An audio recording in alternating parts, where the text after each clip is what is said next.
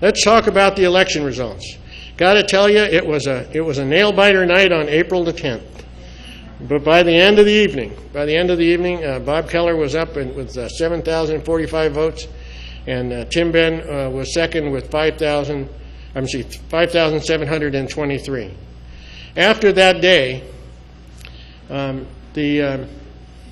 it was announced that that at the April 24th City Council meeting that the election would be certified. The clerk's office sent the copies of the 260 provisional ballots. Those are ballots by individuals that possibly weren't on the voter roll but insisted that they had a right to vote. And so they get a right to vote and fill out a form, and then they're sent to the registrar for verification and assurance that they are, in fact, legal Santa Clarita voters. Then the next order would be to verify the signatures of the 575 absentee ballots. And that all has happened. City clerk would then work on completing its job and including a public count, which happened today, starting at about 10 o'clock, when they counted those votes. And the results of that count were, da-da-da-da, next slide. There we go. Those are the final election results. Bob Kellar, 7,519, the largest vote count in any regular municipal city election, and regular election. And TimBen Boydston is 6,145, being our next two council people. Let's give those two gentlemen a big hand.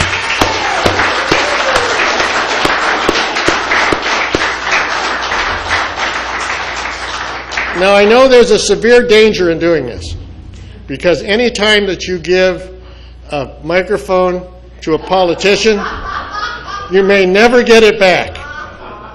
But I've asked these two fine gentlemen to at least talk to us for about 5 minutes and just tell us their thoughts about what it is to come out on top of this election.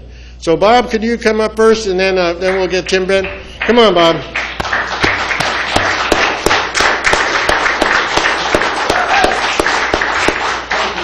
Bob, we got to make sure that you get immortalized. I tell you, as I like to tell people, don't get me involved. I'm the most low-key guy in this town. You know that. Appreciate TimBen being up here. Ladies and gentlemen, thank you. And I mean it. Thank you very much. I tell you true. I felt good about the campaign. Going into it, I thought, you know, I think we'll be okay. I will also tell you, as I told many people, I think probably the two incumbents will pull it off.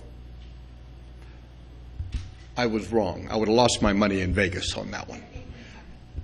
Truthfully, I'm glad I was wrong, and I mean it. I'm going to make a couple of comments, and I'm not trying to be mean and ornery, but I make them because we have something in common here, and I know he does too.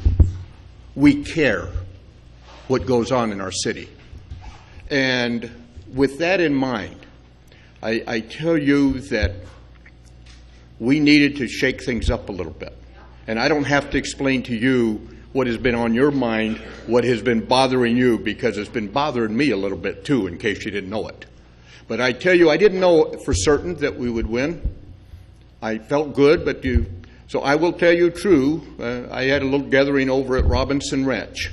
And I had some comments prepared that I wanted to tell the ladies and gentlemen at the conclusion, and I see a couple of friendly faces in the room, of course, that were there.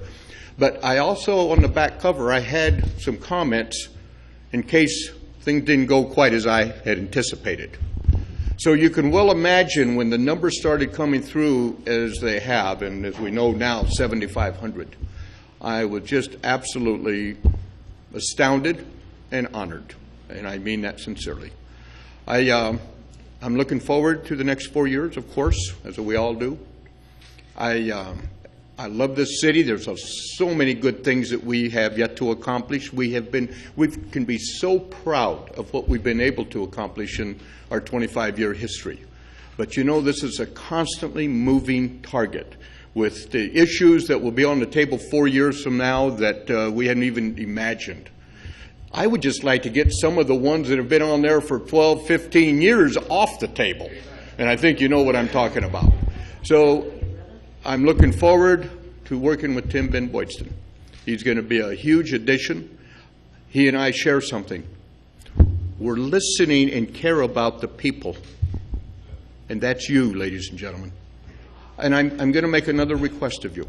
Not that we ever ask anything of our citizens, of course. But I feel very strong about this. And I made comment of a similar nature Tuesday night at Robinson Ranch. I'm preaching to the choir. I fully well realize that. Stay engaged with this community. Stay engaged at every level of government. Know who you are voting for and know what the issues are that you are voting upon. And I'm telling you, we're not done making changes and making sure that we do what's right for the citizens, not only of Santa Clarita, but the state and all across America. Because I'm telling you, it's time we wake up and make sure and hold us accountable at every level of government, or throw the bums out. Thank you.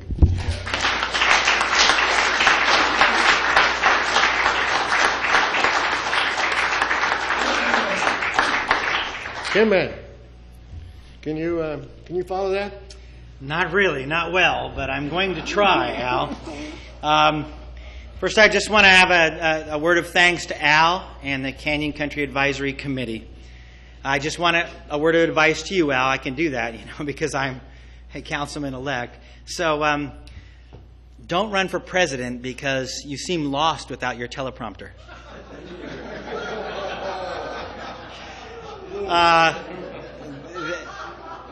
I'm just kidding, Al. You did really well without the teleprompter. And I want to thank everyone in this room, and everyone who's not in this room, but everyone who's paying attention. I got to tell you that when I went into the race and people said, well, you have a 3% chance. 97% of incumbents in California, from what I've been told that the statistics are going to be reelected. So you don't have much of a chance, TimBen. And I said, I get that, but I'm used to going up against those odds, and I'll face those odds. And the reason I'm going to face those odds is because I've been around a long time. And I'm going to let you in a little secret. I won this race, but do you know how many times I ran, for public office? Once? No. Twice? No. 3 times? No. Actually, 4 times.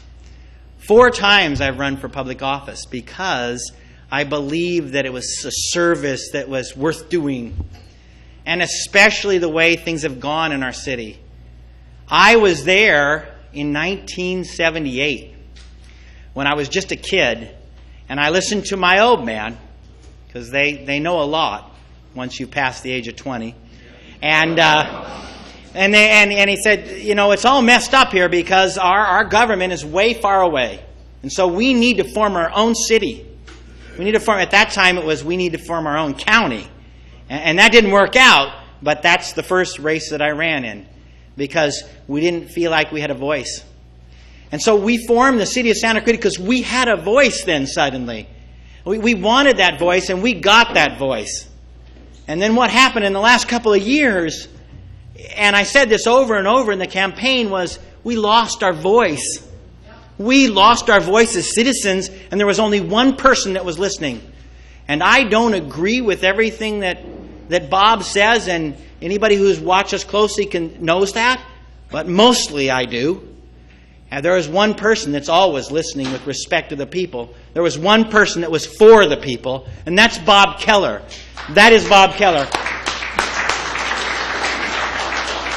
And that's why Bob Kellar got, in this election, 7,500 votes. Because the people of Santa Clarita that are paying attention understand. It doesn't matter what your party it is. It doesn't matter, what your feelings are politically. You know as citizens when someone is listening to you and someone is trying to make it right. And so that is what I came into the race for. Because they weren't listening. Bob was the only one that was listening. And so I said, you know what? I'm going to run. And I'm going to run really hard. And I had a lot of help. I had a lot of help all from Democrats and Republicans and independents and even some Green Party members. That's the truth. I'm not making that up. I had that kind of people that were working because they knew that I cared. And I do care. And we have a lot of things that Bob and I are going to do in the coming 4 years. And so when you have something you want, you bring it to us. Because we're going to make Santa Clarita a better place to live. I thank you so much for your support. And I will do everything I can to work with our city council and work with our city staff to not only make this the best place in America to live, but also to make this a place where people will say, if you go to City Hall, they listen to you. They respect you. You are in charge. Thank you so much.